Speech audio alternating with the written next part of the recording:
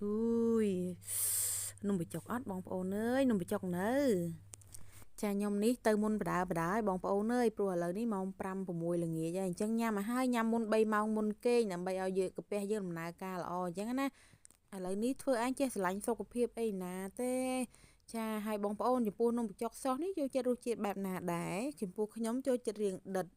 chả riêng đật thấy đạm bơ tôm ở chu đạm mà tệ hơ cứ thà ôi mong cha hai chồng pu nhóm vánh khi cái thà tức sầm lọ khi một chiếc bánh nắng là mổ màyอดว่าដាក់ទឹកកាពិច្រើនខ្លាំងទេគឺខ្ញុំប្រើទឹកត្រីម្ទេសនេះដាក់ទឹកត្រីម្ទេសស្រោចចូលហើយទឹកដាក់ទឹកអំពិលទុំចាគឺថាអូរសជាតិរយ៉ាល់ឆ្ងាញ់ហ្មងបើមិនឆ្ងាញ់ទេឲ្យមកដាល់អ្នកលក់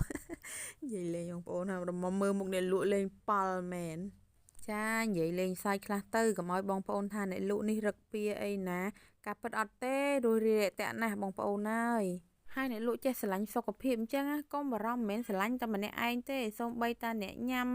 ភ្ញៀវអីក៏ចង់ឲ្យសុខភាពល្អទាំងអស់គ្នាដែរអញ្ចឹងមិនបាច់បារម្ភទេពីរឿងសុវត្ថិភាពម្ហូបអាហារហើយបងប្អូនដែលចង់ពិសាអាចកម្មង់បានតាម Food Panda Grab ហើយនឹងវិញចាបងប្អូនដែលធ្លាប់ពិសាហ្នឹងគឺដឹងហើយចានេះជម្រាបជូនបងប្អូនអតិថិជនថ្មីដែលក៏អត់ទាន់ដឹងឬក៏បងប្អូនអាចអញ្ជើញមកទិញដល់កន្លែងក៏បានដែរមួយចានតែ6000រៀលទេអាចសាក់លបងសិនទៅឬក៏សាក់លបងតាមអេបមួយចានអីទៅក្រែងលោថាអ្នកលក់នេះ